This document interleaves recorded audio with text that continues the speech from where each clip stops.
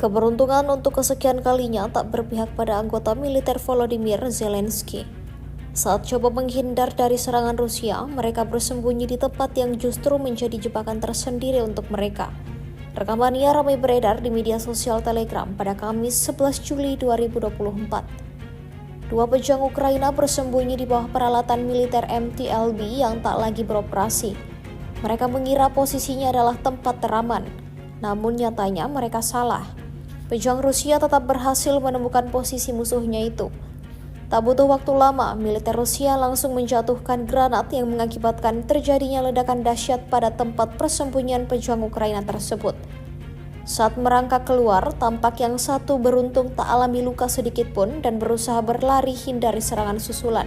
Sedangkan satu lagi seperjuangannya alami luka parah. Hingga video ini beredar, beragam respon dari warganet.